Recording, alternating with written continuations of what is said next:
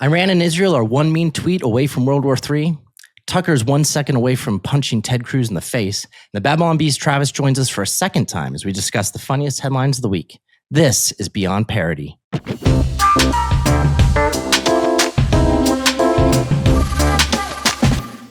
Hello, everybody. Welcome to another week of the Beyond Parody podcast. My name is Dan Dillon. I am your host and co-founder of Not the Bee, and I am joined by our typical panel of experts. Robin, who is the co-host and a writer for the Babylon Bee. We got Travis, just simply known as Travis or B. I'm an Travis. expert.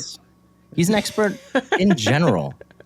And we have our tech guru, Mr. B, who is the logo of our show, Beyond Parody, just sitting up there in the corner. Insert clap track. There's nothing else to talk about this week except the one thing that everybody's talking about, which is Iran, I guess, right? Iran. Big deal. What the heck is going on in Iran, Robin?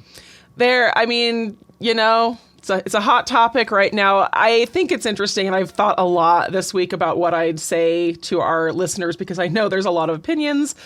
And I don't want to say both sides. The only real point I want to get out with the whole issue right now is we have this false dichotomy of you're either with Trump to go into Iran or you're against Trump to not go into Iran. This is a false dichotomy. There's a spectrum in between, and we're going to watch a clip here in a minute from Ted Cruz and Tucker Carlson. But essentially for those, and I know most people that are listening to this know the context, but Iran has been an antagonizing force in the Middle East since 1979, and honestly, a little before that, even as early back as the 50s, but really ramping up in the 80s and the 90s and the early 2000s, funding terrorism, funding Hamas, funding Hezbollah, funding terror cells all over the Middle East, not just in Israel. And so to have people say this was unprovoked, that Netanyahu just ran in there Leroy Jenkins style into Iran and started pinpointing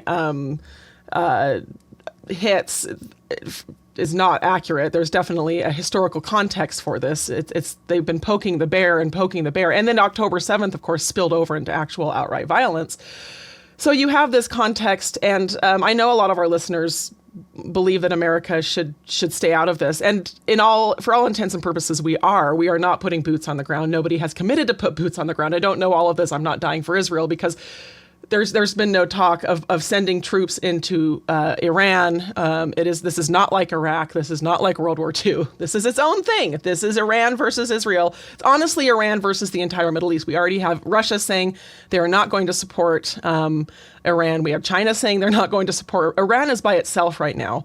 And we have Lebanon and Syria saying that they will give aid to Israel, which is unprecedented and insane and amazing to me. And if you go see what the IDF has accomplished the past week, it's been, I'm going to use the word miraculous, honestly, to see what they've been able to do and pinpoint not just apartment complexes where these guys live, but bedrooms, and take out one person and avoid civilian casualties has been pretty remarkable. And then Iran's been lobbing, their missiles into Israel. So that's the setup for all of it. All right, Robin, our Zionist funders will be very happy now. I would love a paycheck. I would love that was sponsored by the state of Israel. I would love send me money. I've got 5 kids. I'll take some Mossad I money. think that the big thing comes down to this: do they have a nuke or not? Right, Travis? Do you think they have a nuke? You think they have a nuke? I think if they had a nuke, they would have used it already. Because they seem to be loose cannons. That they just do whatever they want. They don't have much thought for repercussions. Because if they did, they wouldn't be fighting right now. They would have surrendered. So there is a part of me that's like, I have no problem with Israel going in there and busting up nuke facilities. But at the same time, I'm like, they did it, right? Is it done? Like, no. Why are we still fighting? There's more? There's the base Fardo, which is the largest base that Iran has claimed that they have. It's supposed to be 90 meters underground, and as of right now, it is still standing, and that's the main hub of. Nobody knows how far that is underground, Robin. 90 meters. Yeah. Interesting. It could be anywhere. So. Yeah, it's so far down that only the U.S. apparently has a bunker buster that's strong enough that can actually penetrate it, and then Trump is worried about whether or not it actually would work, which is a good thing to consider because it seems like usually politicians just say go do it, and then it doesn't work out the way that you wanted it to. So that's why he's talking about possibly a U.S. strike. Now I understand why that is. And it's a MOP, not a Moab. People keep saying, and I could be wrong, and correct me if I'm wrong in the comments, but everybody keeps saying that we have a Moab, but it's a MOP missile. Moab is massive. I can't remember an acronym, but I thought it was mother of all bombs. Bomb. There you go.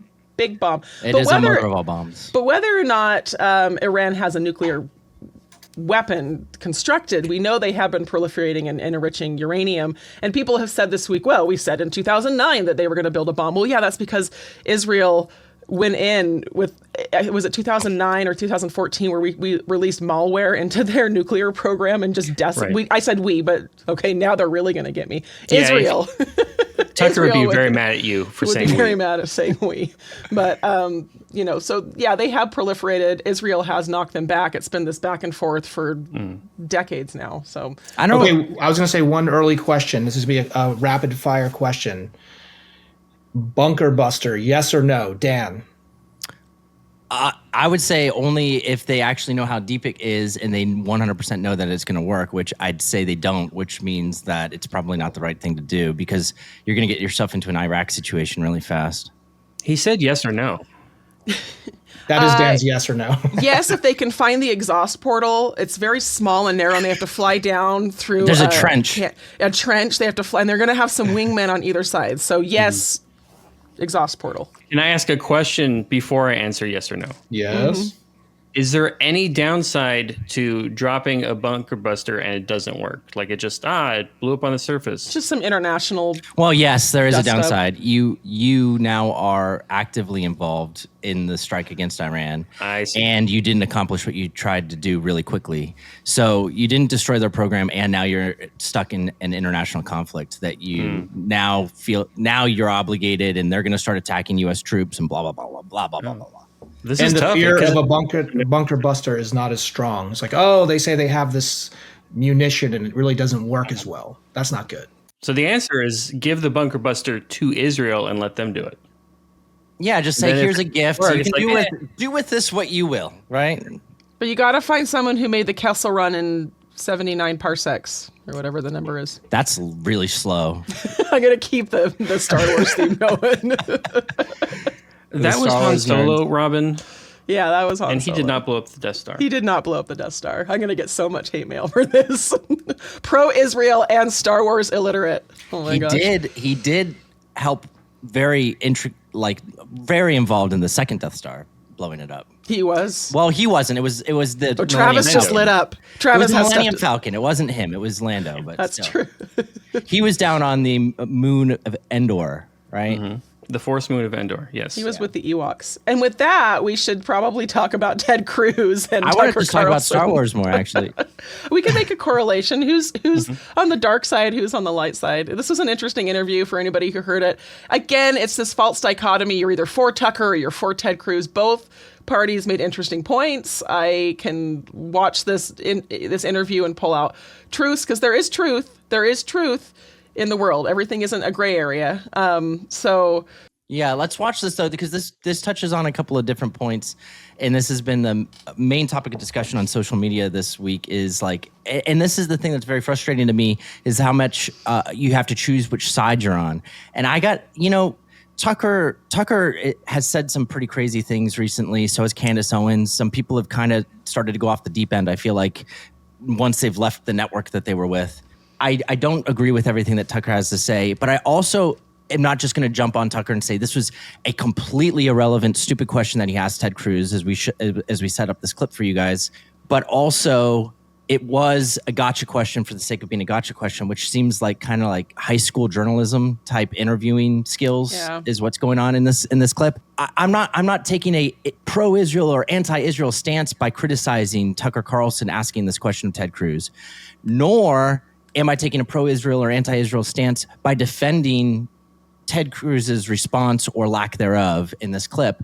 But you have to watch this clip now to see what we're talking about with this question about population of Iran. So I'll bring this up and put it on the screen. This is from an interview that Tucker did directly with Ted Cruz on his own network over the past week. All right, so here's the clip. It's about a minute long. So take a listen to this. It's been the talk of the town for the whole week. How many people live in Iran, by the way? I don't know the population. At all? No, I don't know the population. You don't know the population of the country you seek to topple? How many people live in Iran? 92 million. Okay. Yeah, How could you not know that? I don't sit around memorizing population tables. Well, it's kind of relevant because you're calling for the overthrow of the government. Why is it relevant whether it's 90 million or 80 million or 100 million? Why is that relevant? Because if you don't know anything about the country... I didn't say I don't know anything about Okay, what's the ethnic mix of Iran? They are Persians and predominantly Shia. It's not even... You don't know anything about Iran. So okay, I am not the Tucker Carlson expert on Iran. You're a senator who's calling for the overthrow of the government. You're the one who don't know anything about the country. No, you don't know anything about the country. You're the one who claims they're not trying to murder Donald Trump. You're the I'm one not saying that. who can't figure out if it was a good idea to kill General Soleimani, and you said it was bad. You don't believe they're trying to murder Trump. Yes, I do. Because you're not calling for military strikes against them in retaliation. And if you really believe that... We're carrying out military strikes today. You said Israel was. Right, with our help. All right, I'm going to stop it there. Ooh. Wow, that got spicy. That's a wild conversation. So my knee-jerk reaction to that was that it's kind of silly for Ted Cruz to not know even generally what the population of Iran is, but at the same time, it doesn't disqualify him from having an opinion. No. Yeah, and he's right. In the grand scheme of things, does the exact number matter for how they're treating it? It would if they were doing like a ground invasion. Right. Thankfully, we're not doing that. Maybe if he knew the population, I'd be concerned that we were going to do an invasion. Yeah, if we were talking about like having to displace a large percentage of their population and do all this other stuff, it's a topic of conversation. But really, the issue that the United States has is with the leadership currently in Iran and not with the people of Iran. Right. And so it's a relevant question, kind of. Like it's relevant. It's not irrelevant, I guess you would say. Like how large the population is of Iran. So from that standpoint, some people have been saying, "Oh, well, that question's completely irrelevant." It's not completely irrelevant. It is relevant. Ted Cruz probably should know generally the size. I knew what it was, but. You did? I did. I didn't know. It's because the only reason I know is because it's easy to remember that Israel has a population of 9 million and Iran has a population of 90 million, which kind of gives you I didn't know disparity. I didn't know that off the top of my head, but I'm also not a senator who's going to be potentially voting on whether or not we go to war with these people, right?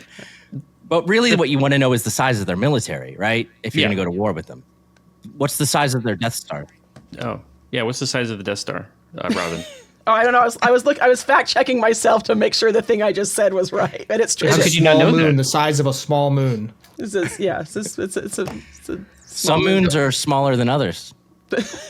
So for me, and granted, I've never been an actual journalist, just a fake journalist. But for me, it's a strange question because Tucker already knew the answer, so I don't know why he's asking it. So it's literally just testing. It's a gotcha question. It's when I ask my kids who made this mess. Yeah, that's what that is. He's establishing authority over Ted Cruz, is what he's doing. Right. It's a blank measuring contest. Interesting. But and then if you go on in the interview, and I don't know if Cruz, he says it right there. What's the ethnic? What's the what? How does he word the question? And the ethnic ratio, and he says it's primarily Shia Persian, and then Tucker calls him out. But Cruz was actually right about that. I went and looked it up, and it's like 90% Shia in Iran. And Tucker says, no, it's not. You don't know what you're talking about. So Ted Cruz obviously knows his stuff, whether or not he knew it was 90 million or 50 million or, and there is an argument to be made that, yeah, we should familiarize ourselves with. But also when you have a million things in your head, he's a senator. He's got a lot of different points that but it was like Dan said, I think it was a little bit of a dominance move. So, Dan, what's the exact ethnic ratio of Florida? Go. Yeah. How dare you live there with your family? How could you not know that? It's 60% awesome is what it is. 60%. So I'm going to present. Well, that's breaking news. So we wrote an article about this, which has kind of some of the funniest memes and responses to this. How many verses of the Iranian national anthem can you sing? Tucker's asking. So you're saying you don't know how much shawarma costs in downtown Tehran? You're going to bomb a country and you don't know this? Confused look. Like the funny thing is, if you're listening to this and you haven't watched the clip, one of Tucker's best theatrical attributes is his response, is like his facial expressions. Yeah. Some people hate him, but I mean, it's what makes it so interesting to watch, his laugh and his facial expressions. And his facial expressions in that portion of the interview where he is so incredulous that Ted Cruz doesn't know the population. And what I posted on Not the Bee, actually, where the clip that this came from, is all I can think of when I see this is that most U.S. senators probably can't even tell you the population of the United States. And 300 million. Right? Well, no, it's not. I would say within 5 million. How many senators, Travis, do you think can you tell me what the population of the United States is? Comment below if anybody here knows, without looking it up, what the population of the United States is within 5 million people. Do you know it, Travis? I could probably give you a range between 7 and 15 million, but all right, what do you think it is? You're looking it up? I thought that was my range. Your population of the United States between 7 and 15 million people? Is that too small? What is this, a United States for ants? Sorry. Okay, 500 billion infinity. There you go. That's close. The population of the United States, I believe, is 340 million now. But there's a really big asterisk, which is the fact that we have the most inaccurate census of all time. Does that count illegal immigrants, Dan? Come on. The census does in most places. I think it does count the illegal immigrants. So it's a question. So of how I many could be actual right. Citizens. You could be right. That's my whole point. It could just be 15 million, actually. That's my point with my post, though, is that like most U.S. senators wouldn't even know that number.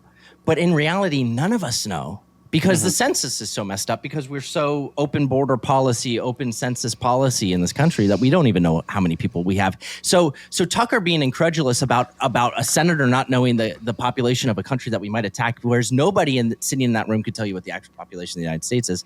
And I think that's more shocking to me. So it's like Tucker didn't make the point. My big takeaway from this is, if you're a person who's looking at this somewhat objectively and you're not trying to take sides, I don't have any qualms with Tucker Carlson, and I don't have any issues with Ted Cruz. I think it's fine for people to not want to go to war with Iran and to defend that position like to their death, right? Like they have the right to do that.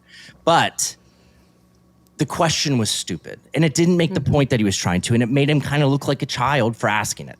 Right. That's my opinion. But he always kind of looks like a child. And that's just it's a fortunate nature of his face. Tucker, do you know the Muffin Man? Ted, the Muffin Man. Yes, the Muffin Man. No, I don't know him personally. Tucker laughs maniacally.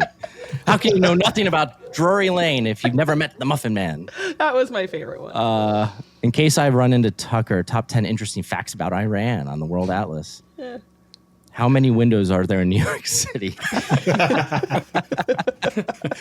And then there's people who thought that, Ted Cruz, obviously you have this group of people who have now, they're like anti-Trump, pro-Tucker, pro-Candace Owens, this weird group of conservative Christian Republicans that say Christ is king all over the internet, who all think Ted Cruz got cooked and it was like the biggest like slap down in history of a sitting senator and all this other stuff. He didn't respond perfectly. No, but he was brave enough to go talk to Tucker, knowing, I guess brave isn't the right word. Up until this point in time, it shouldn't be brave, though, for a conservative to go talk to Tucker. Right. Brave isn't the right word. He was willing to go sit with Tucker, knowing Tucker was going to pull some of these gotcha moments, and he just took it on the chin and kept going. It's interesting. I would like to note, there's this kind of narrative brewing right now that MAGA is being divided and the Republican Party is being divided, but the polls are not showing that. The polls are showing that support for even U.S. involvement as like a bunker buster bomb is in like the 75, 78, 79%. Oh, wow. For within the Republican Party. So this narrative that we're divided down the middle between the Candace Owens Tucker side and maybe I'd say the more Ben Shapiro this crowd over here, that's a false narrative. It's very well, and even at large, it's very well supported. My personal opinion, which is kind of, I don't know if it's even feasible. It might be a little idealistic. But my personal opinion is that to a certain extent, the United States needs to be a little bit more reactionary with their international politics and when we choose to get involved in wars. Going in and preemptively trying to stop people from achieving the thing that you're kind of claiming that they can do already isn't the right move, in my opinion. And I'm not saying that you want Iran to use a nuclear weapon and then have to react to it. You don't want that to happen. But obviously, if that is the way that it happened, then there would be pure justification for going to war with them. Sure. Well, a lot of people would die that you wouldn't want to die, but at the same time, like if every single time we get the inkling that somebody out there is going to do something bad and we start a war over it, that's not the right solution either. but if you look at the tee-up I gave at the very beginning, I didn't even mention nuclear bombs once. Iran has been such an antagonizing... And you love nuclear bombs. I love nuclear bombs, and I didn't even bring them up. Iran has been restrained. such an antagonizing force in the Middle East for so long that even without nukes, all of the funding that they've done of all these terrorist cells, and again, not just in Israel, but with... You don't see Saudi Arabia and Iraq or any of the other Syria or Lebanon siding with Iran, and there is a very real reason for that. They have been this destabilizing force in the Middle East for decades, for half a century. So outside of the nuclear argument, which they have been proliferating uranium, and they have been for years, even after Obama said, don't do it. We'll give you a pile of cash if you don't, and we'll pretend to come monitor your programs, and we won't. Unbelievable. Even after all of that, if we took all of that off the table, Iran is still an antagonizing force, and they took out 9 of their top military in these precision strikes without any civilian deaths, which I think is pretty remarkable. We gave them $100 billion and monitored supposedly everything that they're doing, but we also don't know how deep their bunker is. Yeah. Yeah, that's a little concerning, isn't it? Right. I think you make a good point, Robin, actually, because this actually has been a long time coming. Where the news is making it, and the government's doing it, we're making it all about the nukes. But at some point, you got to get Iran to stop funding terror and causing all these problems. Right. And now, Amen. whether or not a bombing raid is the way to do it, that's a question that's worth asking. But maybe it should all be sending James Bond and Ethan Hunt in there, just a little spy stuff. I don't know. I'm all for that. Yeah. And I think a lot of people who are a little bit more, the Trump movement kind of did start a little bit with, a lot of people wanting the United States to be a little bit more isolationist. And so I understand that there's a large portion of people on the MAGA front that don't really want to get involved in these endless wars, because that's the George Bushes of the world are what they associate with getting involved in a war preemptively to then go in and do a regime change and do all this other stuff that you want to do in order to insert democracy into the Middle East and put pro-U.S. people in there, that the second you take your troops out, they're going to collapse and it's just going to go back to how it was, and we're going to have spent $4 trillion and lost a bunch of lives and made the world hate us even worse. Like that's a great argument for not doing this, right? Like it's a great argument. It's a great argument. That's the Tucker argument against this. And it's fine. It's a good argument. I don't think that the United States 100%, if you are one of our Israeli funders, like if you fund this show, please stop listening. But I don't believe that the United States should blindly follow everything Israel says. No. Ted Cruz did go off on kind of this biblical reasons for why we should just blindly support Israel, which is stupid. Israel is a modern political state. It's not the Israel of the Bible necessarily. Like it's really the Christianity is. Christians, based upon the New Testament, become the new chosen people, right? Yeah, so, we were grafted in and they were cut off. Right. So it's this whole idea of like having to blindly defend Israel isn't necessarily what I believe is a biblical Christian thing. Like and why the United States? The United States is never mentioned in the Bible. It's all this other stuff. It's like we have this feeling of like, okay, we need to go do this because it's Israel. And the question becomes, why is this particular fight the United States fight to take on? And so I 100% am kind of like, I'm not saying we should go in guns blazing. And I also don't think that we should be completely pacifist. Like if there's a legitimate threat, which I haven't seen yet, it's the same thing as the weapons of mass destruction. There's a lot of talk. Oh, well, any day now they're going to have this bomb, but you don't see it. Well, we do have definitely proof of them enriching uranium. I mean, that's been going on, and that was what Trump gave them 40 days to come to the table with a deal to commit to deproliferating isn't the right word, but to de-accelerating their enrichment programs. Right, and there's no real reason for them to be doing that without trying to build a bomb. I understand that, but at the same time, I don't really trust that these people are capable of necessarily doing it. There's been no indication, I don't think, of any actual nuclear testing. There's got to be blown themselves up first. That's a lot farther down the line. But even enriching uranium can get you. I mean, even if they're because it's not just Israel, and this is what I would argue. Iran has two. Oh, here's my dog. Iran, you see the tail. Iran has two major enemies in the world. They have the little Satan, which is what they call Israel, and they have the big Satan, which is what they call the United States. And so the United States has a vested personal interest in keeping Iran from proliferating a bomb. And just saying, well, they might be 10, 15 years out. That's essentially we're saying we're 10, 15 years out from the destruction of the United States. So nipping it in the bud is something that a war, honestly, like if it's 10 to 15 years out from now, it was 10 to 15 years out back when Obama was in office, and it was 10 to 15 years out when George Bush was in office, and all this. It's kind of like the climate change thing. It's always because this is what I was saying earlier. Israel has done they have proliferated up to a point of 90%, or not 90% enrichment, but somewhere nearing 50%. And then but Israel how do you know that though? She's a Mossad agent. I'm a Mossad. Oh, I wish. I don't know.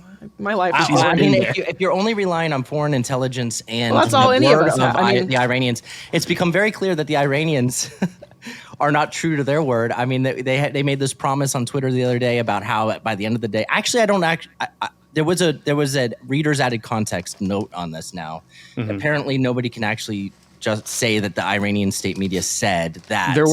There was a commentary account from the Iran military, but it's a commentary account. It's not like the official account. And they said there will be a big surprise Tuesday night. And then, of course, there wasn't. Of centuries that we'll be talking about for centuries. And then they just dropped a few. And I think it was actually the Florida Panthers winning the Stanley Cup. Oh, then they were right. It was a big surprise. I mean, it's actually not a surprise, which is crazy that 4 out of the 6 last Stanley Cups have come from Florida.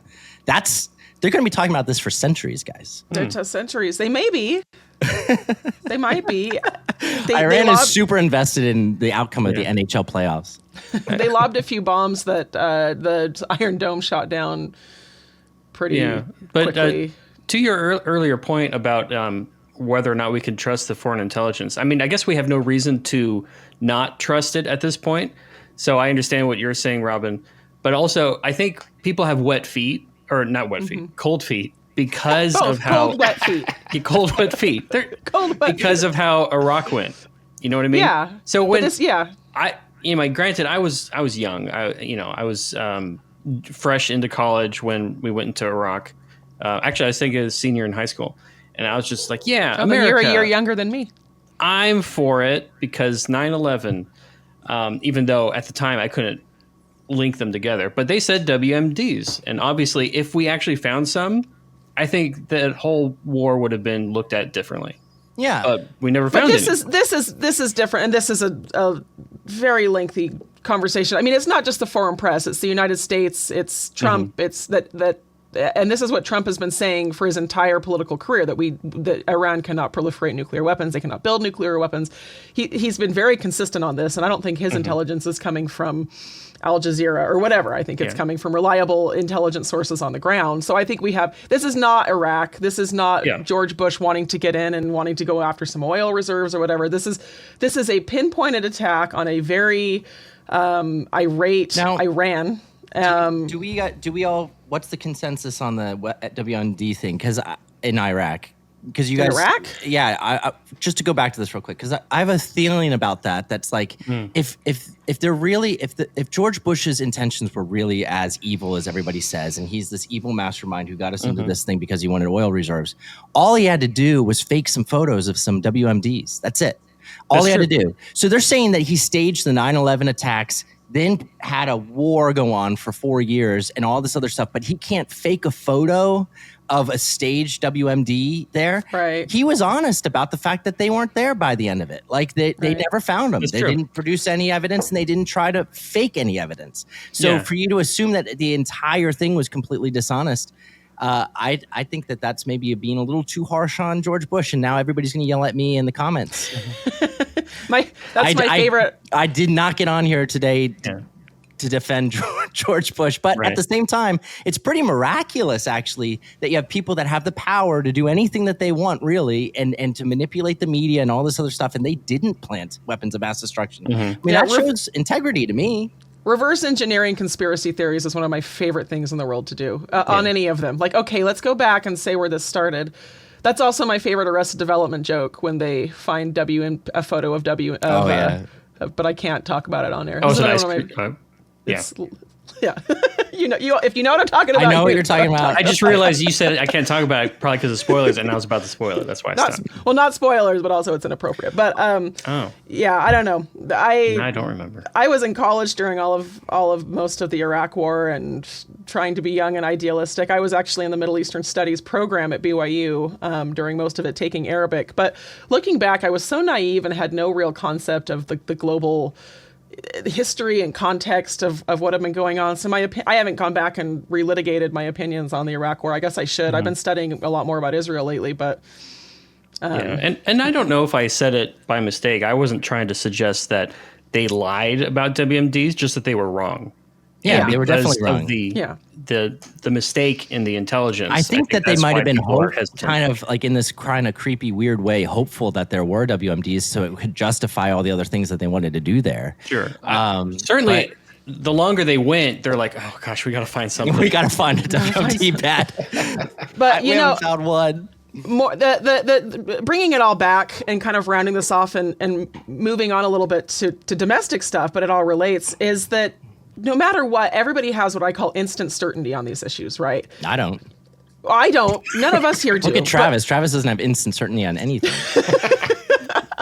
But if you look online, especially the Democrats, and now we have this coalition with Thomas Massey and AOC and Marjorie Taylor Greene and probably Bernie Sanders, which is just, I feel like I'm in bizarro world right now. And we just polarize ourselves so instantly on these issues. And they were marching yesterday in New York City protesting in favor of Iran.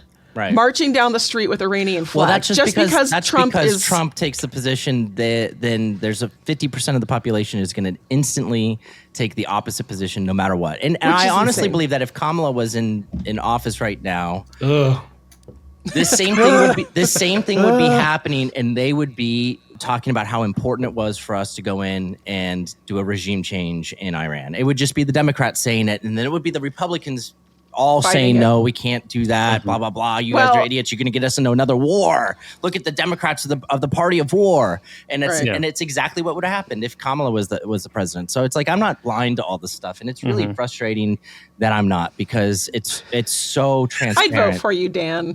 You'd vote for me? Yeah. Didn't you say you wish you were president? No, I don't want to be president. Oh, I'm sorry. I zoned out for a minute. That means you should be president. The president doesn't want it. I do want to just kind of fly around on Air Force One. I think that'd be fun. Oh, I would kill. Well, I want to phrase it like that. I would love to go on Air Force One. Robin would send nukes all over the planet. Just to go on. Ever since I saw Air Force One, that's one of my favorite movies ever, the Harrison Ford. Such a good movie. Not that I'd like to be on there. It's not nearly as good as the other one, though. Airplane. What's the other? Con Air? Oh, well, Airplane's that one's way better. That one's way funnier. Maybe more appropriate. It's more realistic. Like I love Airplane, but it's funny, you grow up and we watched it on TV. And then you rent it later and you're like, oh my gosh, I remember this movie, and wow, there's some inappropriate stuff in there. So my dad was a commercial airline pilot. I've mentioned this before. And so Airplane was like gospel in our house. My dad thought it was the funniest movie, but I don't know if we had an edited copy or it was a TV copy. So I went to show. I've mentioned this. We went to show it to my boys a couple of weeks, like 2 months ago, and I knew there was stuff in it. I'd actually looked up where the scene is where there's a lady who jumps by, and so I like had my finger on the button. That's but where there's no coffee, right? It's like our pilot's dead and all this other stuff, and there's like, and by the way, there's no coffee, and then everybody was chaos. But it was the most stressful like hour and a half of my entire life trying to edit that movie. But I actually just went and read the book about the making of Airplane. I think it's just called Airplane or something with the Zucker brothers. It is one of the best books I've read this year. I recommend it to everybody. Go read it. It's a little raunchy. I tried to listen to it in the car with my kids and had to turn it off because they're a little. But it's such a great book about how they got started and how they made Airplane and how it came to be. You know what's really interesting that I know that there are some apps out there that have been trying to do this, but it is interesting. We all grew up kind of in the same time period. 80s, 90s type culture growing up, right? And watching movies on TV was the way that most of us Christians that were growing up saw Predator and Terminator and all these other movies that we otherwise weren't allowed to see in the movie theater. But there's no equivalent of that really anymore. You have these little streaming services, which I've tried, which like try to edit out the movie, but it's so choppy and bad that it just doesn't work at all. For some movies it works, but not often enough. Not all of them. Right. Well, it's like trying to listen to an edited Eminem song, right? It's like the entire thing is a beep.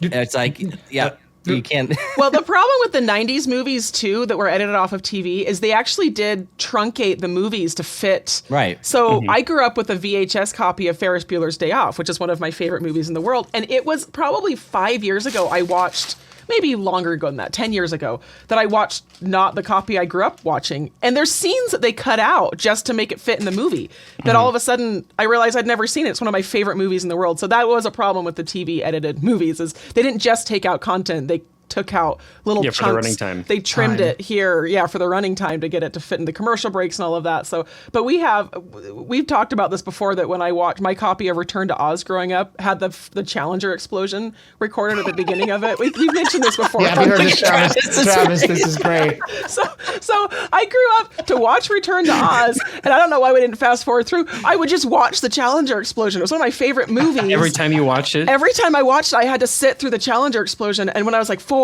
and 5 and 6, the Challenger explosion was 87, so I would have been 4 or 5 when it happened. Anyway, but I have that copy. I need to convert it to digital copy. I have the VHS upstairs, and every time it was just part of the movie. Like I did, I really did. Instead of the tornado, it's like, this starts with the Challenger explosion, and I didn't know what it was. It's just this video of this explosion, and every time there's a tornado warning, Robin has to check her O-rings. But years later, I watched the Challenger explosion on YouTube. I was like, hey, that's in Return to Oz. And then I realized that it wasn't part of the actual movie. All right, well, we have 9 topics we're supposed to talk about today, and we've talked about 1. Okay. So let's move on. So there's a clip now, I guess, that you can set up anybody else from Eric Swalwell. Is that how you pronounce his name? Swalwell. It's a silent wall. Swalwell. So it's swole. Swalwell. He's so swole. I have not seen this. I don't even know what it's about. Apparently, it's about ice. It's an advertisement, something to do with like resisting ice. Yeah, this is an anti-ice ad that Eric Swalwell. I have not watched it yet, so this reaction Dan has of mine not seen. is completely going to be. Oh, I'm so excited. 100% legit. All right, it looks good already. Is that James Vanderbeek over there? Yep. I had a really good time today. Yeah, me too. I really like. What are you doing? She's coming with us. What are you talking about? Who are you? I'm your Republican congressman. Now that we're in charge, we're rounding up illegals. She was born here. She's a citizen. I don't care. She looks like one of them. But don't worry. When she's in prison in El Salvador, she'll have lots of company. What the? What the? What was that? Is there more at the end or no? That is real. That is. He put this out there. Progress Action Fund. Oh the my acting gosh. is so bad. The voiceover sounds like something. It sounds like Joe Bluth from Arrested Development. She'll have lots of company. Yeah. What was this hand cup turned towards her there? I don't care. She looks like one of them. And are people watching this and thinking that this is legit? Mm-mm. I mean, that I don't know that isn't somewhat humorous, right? It's gotta be. Oh, it's very funny. No, I'm saying like purposefully humorous. Not for the Democrats. They don't have a sense of humor. They gave that up in favor of the trans stuff. They can no longer have a sense of humor about anything. They can't, right? They're miserable. And in fact, there's a new study out that we just reported on today about how, where is it? Okay, study says conservatives are happier than liberals in every single category tested across the board. Check out these wild stats. Study found conservatives who reported excellent mental health outnumbered liberals 51-20. Conversely, it found liberals who reported poor mental health outnumbered conservatives 45-19. Nate Silver said, one thing I think we can say is that the correlation isn't spurious. Age and religiosity matter a lot. Religious people are happier, younger people are sadder, but the liberal conservative gap outweighs almost all other characteristics except age. It's crazy, right? They're miserable. Yeah. And these commercials speak to them because they are so off the deep end, miserable and scared that Trump is a king. This whole No Kings thing, which we didn't really talk about the No Kings protest, but what is to talk about? What is there to? We don't have a king. We don't have a king. I love Trump's response to that. He's like, "Congratulations, we don't have a king. We don't have a king." Success. It was very successful. It's just bored, performative, whatever. My take, and I would love to hear your guys' take on this study, but the number one reason, and I'm speaking from someone who has dabbled in liberalism. I have experimented with the liberal arts a little bit, and it is an ideology that thrives on victim mentality. And that all of your problems are the result of something else affecting you. And it makes you feel very powerless. It's the patriarchy. It's the government. It's Trump. It's your parents. It's your religion. It's God. It's whatever. And all of these things are happening to you and you are powerless. The only thing you can do is protest in the streets and wear your handmade tail dress and march down the street.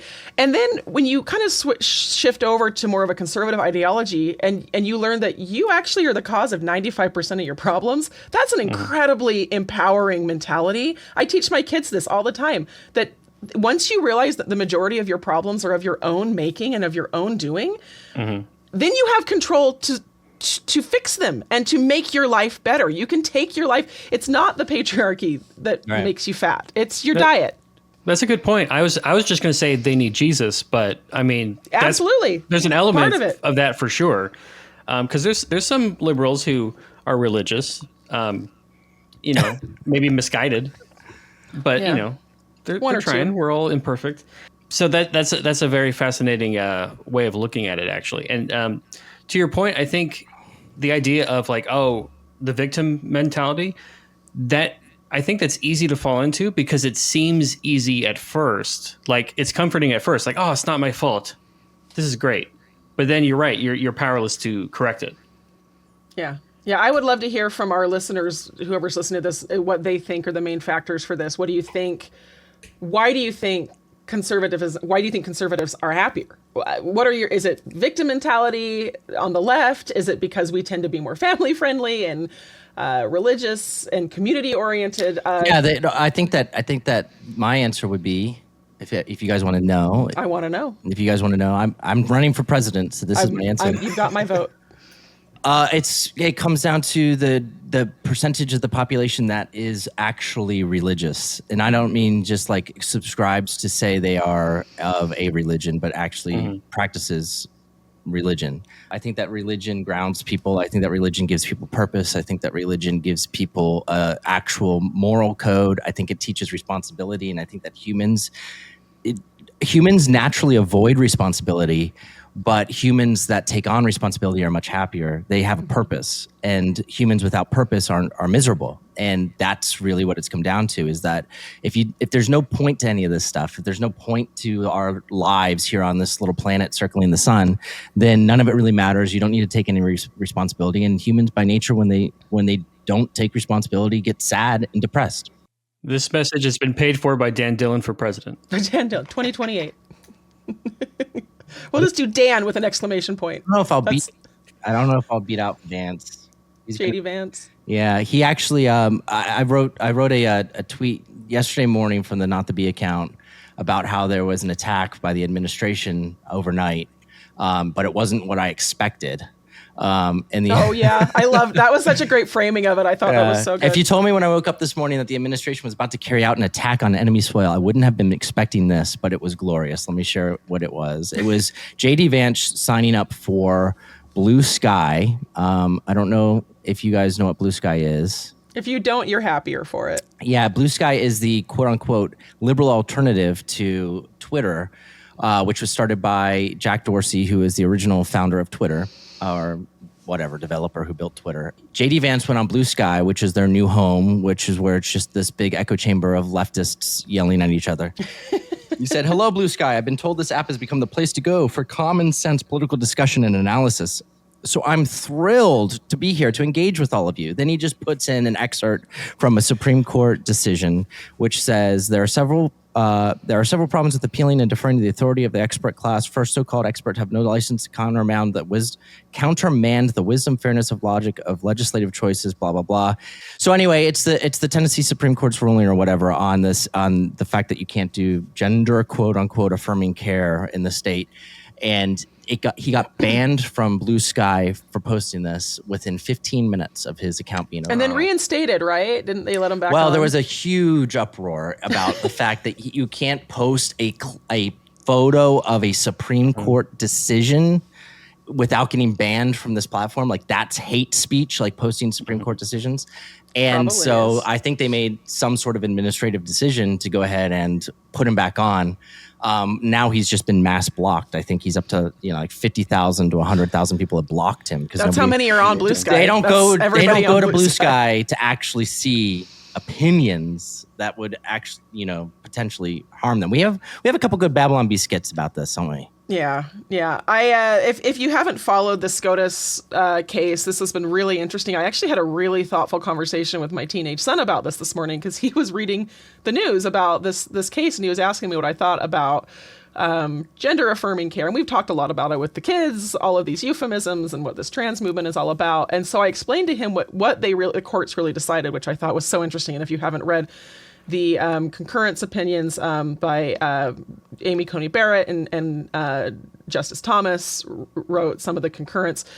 They said essentially to be a protected class, you have to have immutable characteristics. You have to be a woman, which you can't change that apparently, or of an ethnic minority, or of a class that you cannot change your protected class characteristics. But the trans movement has yet to define an immutable characteristic of the movement. This is essentially what the opinion said, and why they ruled that states can, in fact, ban these treatments for children, and it all goes into the 14th Amendment. But that this was really the crux of some of the decision making, was whether or not a transgender person is a protected class via immutable characteristics. And the answer is no, because, and this is what they say, you could be trans one day and not trans the next day. You can't be black one day and not black the next day. This is not how protected Michael classes Jackson enters the chat.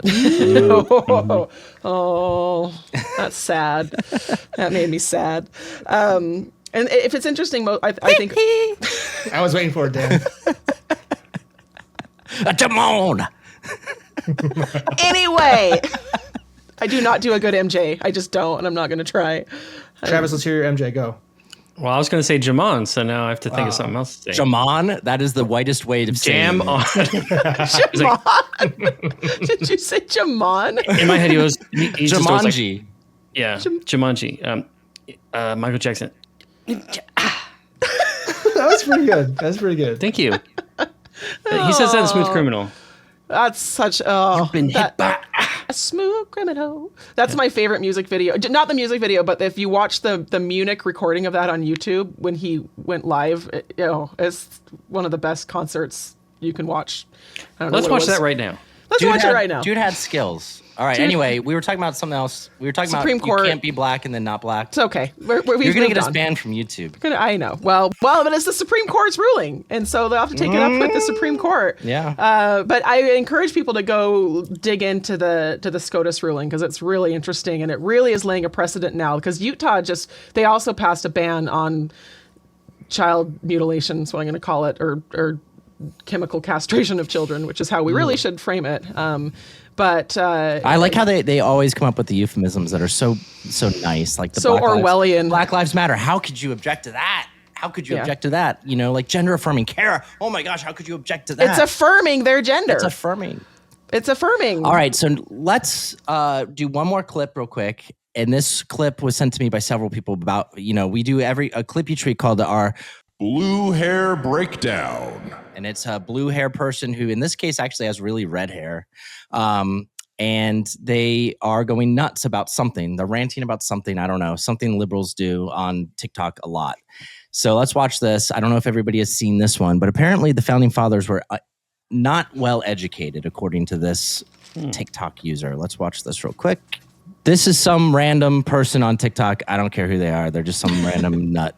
Here we go. Let's listen. When the founding fathers made this great country, I'm going to stop you right there. The founding fathers owned slaves. The founding fathers had less access to education than a modern day 12-year-old. They don't know anything. I don't care what they wanted. I don't care what they think. It's unconstitutional. I should hope so. The Constitution was written by people who didn't think women should vote. The Constitution was written by people who had 15-year-old wives dying in childbirth frequently.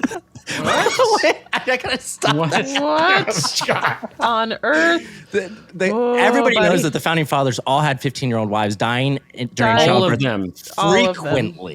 Frequently. The Constitution was written by people who had little cartoon Elmer Fudd shotguns, not automatic war machines capable of ripping down 100. They had Elmer Fudd shotguns? 100 children in a minute, and have, and will again. Look at the eyes. This is the thing.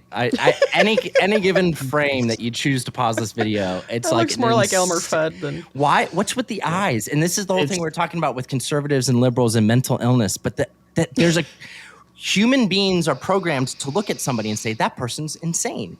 Yeah, that's where the crazy is. And that's crazy eyes. It's in their eyes, and that's it. Oh, She's delusional. She's like, God love her. It's like she has no idea. She's young. These people that were young, that were part of writing the Constitution, were some of the most educated people. Because of the fact that they had so much context to their education as well. They're reading Cicero and they're reading Aristotle and they're reading Socrates. They can quote it. There was this, in response to this was, somebody published the letter that I think it was Benjamin Franklin wrote to his dad at the age of 10 or something like that. It's like the most eloquent thing I've ever seen before in my entire life. You can't get ChatGPT to write that good for you.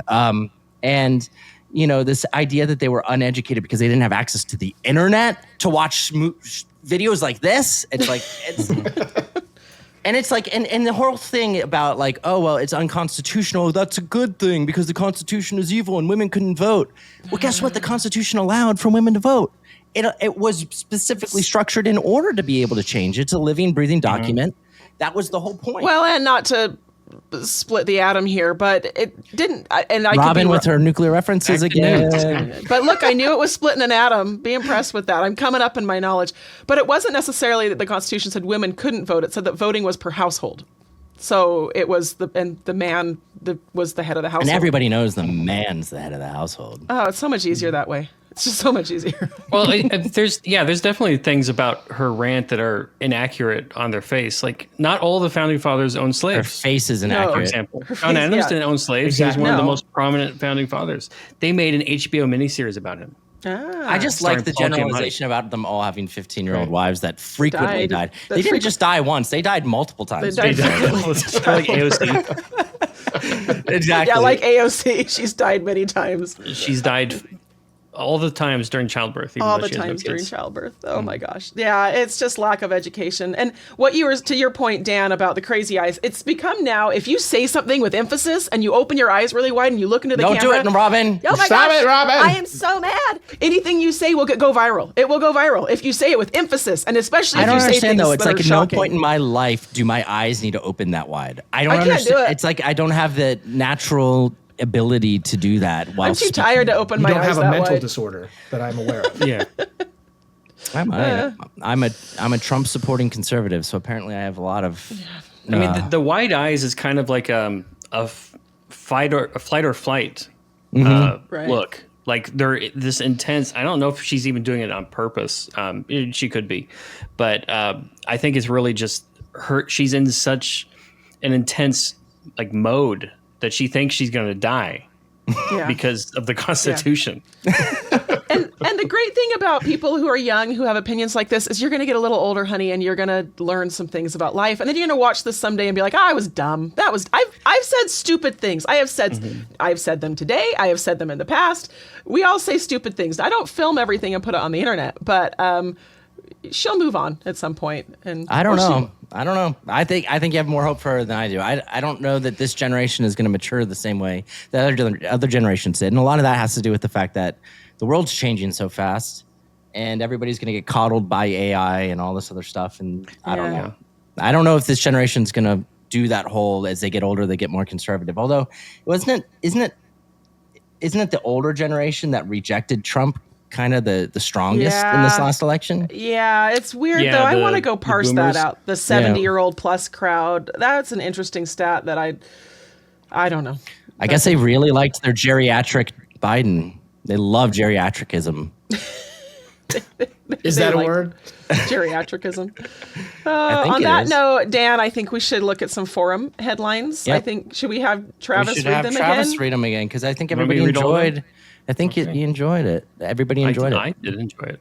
I enjoy it every time. So Kristen, who is our kind of like moderator of the forum, said, skip over the ones that have blue checks. So I guess we read some yesterday last time that were people who are actually on staff with the Babylon Bee. And that's... I know. Oopsie. Heaven forbid. Oopsie. Okay. Well, they could get recognized, but... So we're going to look at 3 or 4 featured, 3 or 4 that were actually published, and 3 or 4 of the updates, which are the ones that are most liked by the community itself. So let me go ahead and share this. And for people listening while Dan's getting this up, the forum is amazing. Our community online is pretty spectacular. For anybody out there listening who isn't a subscriber to the Babylon Bee, go subscribe and create an account. And it is a lot of fun. It's a whole community. It's not just post a headline and walk away. It's a lot of fun. That's how I became it's a whole a whole social community between the Babylon Bee and Not the Bee's website. We have a whole social network of people who get in touch in real life and become friends. And I think we've had a couple marriages. People who have met. We have got more married. than a couple. I think we have 5 or 6. Really, that's fantastic. And we have a lot of babies now from those too. Yeah, babies on the way. Babies are on the way. So that's fantastic. If you want an alternative to eHarmony, or Changing Bluesky. lives. what would you name Travis a Babylon Bee dating app? Let's think about it. Oh man, that's okay. Putting you on the spot. I'm putting you on the spot. Yeah. I'm just trying to think of puns, but like honey. Yeah. Well, I think there is a honey. Oh, is there? Although Honeybee. that might just There it be is, about honeybee. coupons. Be together. Honey is a coupon. Be together. Oh, be together. Be That's together. pretty good. That's good. Ooh, Be Dan. yourself. Aw, I did a good This is job. why you're in charge. And then we would make Not the Be Together, which is for divorce. Well, a social Rebrand network this for- site. All right, let's read headlines, guys. Let's read headlines. Oh, wait, let me zoom in because I know that you wear glasses. It might not be easy for you. Of course, the glasses fix that problem. So these are featured headlines. These are ones that made it on the homepage, but didn't necessarily get a whole article right up on them. Okay. According to Don't Slow the Earth, WNBA hires male ref to tell the ladies to calm down. Get it? Because they're not calm. Because they're not calm. This one's not even a joke. This should just be true. Yeah. Blind Bucky, 1996. Caitlin Clark hires private security to protect her on the court. It's not really funny. a joke, though, really, right? That's not. She should, though. It's just kind of like, okay. All right, next one. Ruthie J714. Macron offers to provide Iran with white flags. Oh, that's good. No. That's good, Ruthie. I like that. That's some good thinking. One more of these. Skull Crazes reports, pathetic excuse for a Texan only has 63 guns.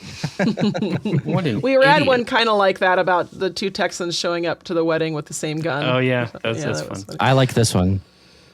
The Laodicean Post. Israel's unrelenting onslaught continues by dropping recent Disney films into Iran. Oh. I like that too. I like the Snow White. I like how big Snow White is relative to the...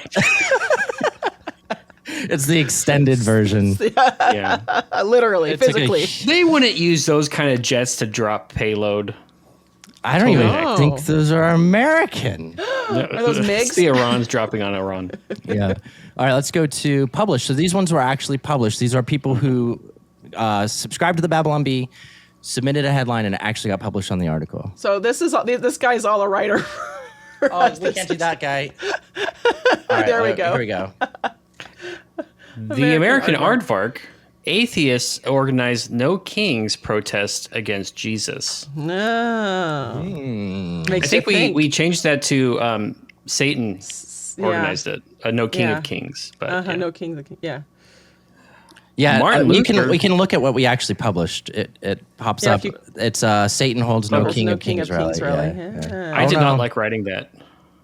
Oh, you wrote that one? I wrote that one, and I did the article my best for to have fun with it. But it's like putting yourself in the point of view of Satan, even as a joke's kind of gross. I just don't enjoy it. Yeah. How'd it feel? No, it felt so powerful. The Martin Luther says, Israelite, yes, king. Sorry. Israelite, yes, kings group plans to peacefully protest God for a king this Saturday. Okay. Yes, kings. Yes, kings. I really thought that one was clever. I like that one. Yeah, I like that Martin. That one I wasn't paying attention to when you just read it, and I don't know what it said. So let's move on. Okay. I retract my endorsement for you for president, Dan. Retrops. LinkedIn lists several newly open positions in Iran's Revolutionary Guard. Oh gosh. Let's look at what we wrote. Do you have experience in nuclear engineering? Check out these exciting new job openings in Iran. That's hilarious. I love that picture. We're hiring. It's great how you can see the development from kind of like the seed of an idea of a joke to like the professional execution on the end of everybody. We're professionals. Yeah. But, I mean, I tell you what, we employ some people who are decently talented at some things. Decently talented at some things. All right, we'll read things. a couple updates and then we're done. Yeah, then we're done. Gary is blessed, or G. Fanson. Ayatollah Khamenei. How do you pronounce that, Robin? Just say Ayatollah. Khamenei. Ayatollah calls Biden for tips on living in a bunker. That's good. That's good. I'm going to give that a little update. That's great. That was a good one. I have 10 remaining updates today. All right, let's see. The Bat Night. God strikes Egypt with plague of spam calls. I've been getting a ton of those lately. I'm going to do a scream emoji for no reason. All right. The Big Freeze. Tucker asks Luke Skywalker if he knows the population of the Death Star. Oh, that came out as a meme. That came out Did you write that one? Yeah. I did not. That's heresy because it is already out there. I think that was maybe, whatever. Yeah. Well, maybe he came up with it, though. Maybe he did. Maybe he started the meme. Okay. SKP. Turns out Middle East was traumatized because the oldest East and youngest East got all the attention. What? That's Brady Bunch, it's Brady right? Bunch because it's the oldest child and the youngest. She's the middle. That's a stretch. That's a stretch. Middle like East. It. Okay. All right. I'm going to do the eye roll. I like that one. I like ones that aren't just. I like doing the reactions. That's one where it's like, I like it the more I think about it, but reading it first is like, what? This is funny. That was hard to read for sure.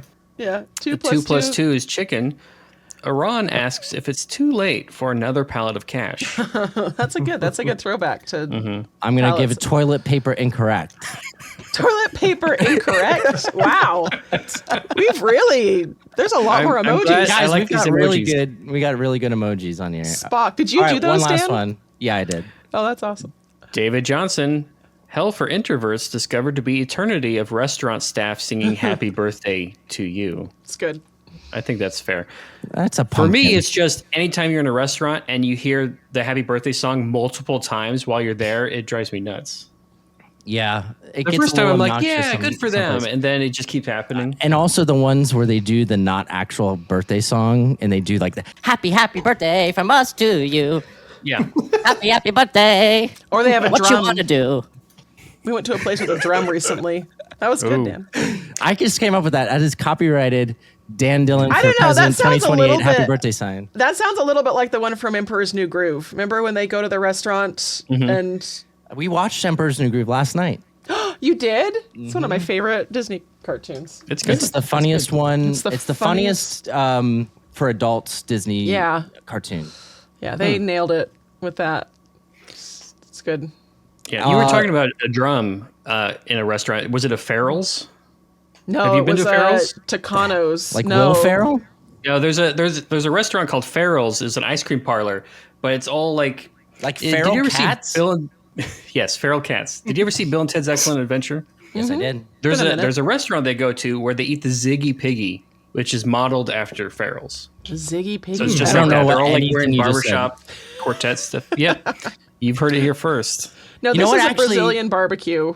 Going back to something that we said earlier, Bill and Ted was one of the movies that I thought I probably saw on TV, and therefore it was edited, and it seemed so clean when I was growing up, and then but I watched it. It's just clean. It's just good. Yeah, it's not that bad. Yeah. It's not that bad. it's not just not that bad. Like it's like it's like For there's the 80s. nothing. There's a little bit of like girls, like interest in girls, and that's it. Like and Yeah. that's it. You know, The Well, 80s there's were a joke about like Ted's mom or something, or Yeah. Bill's Yeah, the mom, stepmom whatever or it is. something, right? yeah, the Yeah, and it's stepmom, like, yeah. But The That's the 80s only would have thing a that- PG-rated movie that you'd be watching, and then just random nudity. Well, it would Short just Circuit was like that. Short Circuit was like the most B words of any movie I've ever seen. They had this guy. No, was it B words or was it feel like I'm in junior high. GD, whatever. GD. From like the guy who was like in the military, you know. Oh. And I remember tried to watch movie. that with my kids, and that one I definitely needed the TV edit for. So anyway, I think we wrapped up all of our topics of conversation for today. So take it away, Mr. B. Give us some questions, and we'll pose these questions to you guys who are watching and listening as well. And if you are still watching and listening, we really appreciate it. We need you to subscribe if you aren't already. I figure if you've gotten this far, maybe you already are subscribed, but who knows? Subscribe to us on YouTube, subscribe to us, whatever platform that you follow us on, whether it's Apple Podcasts or Spotify or whatever, and comment and like. We really need that. We won't get into the algorithm and get shown to new people and be able to grow the show without you guys helping us do that. Travis, yes. when you hear Happy Birthday being sung in a restaurant, do you join in or do you plug your ears? I actually plug my ears sometimes. Okay, your real question. I always give you a fake question based on what we were talking about. Don't worry, Travis. That was the fake question. Speaking of fake, was Fake the out. moon landing real? It was real. Really cool. Really Yeah. coolly faked. Yeah. Does anyone here think it was faked? No, I'm not an idiot. Oh, well, see, now we can't disagree. I think All it's right, Robin. yeah.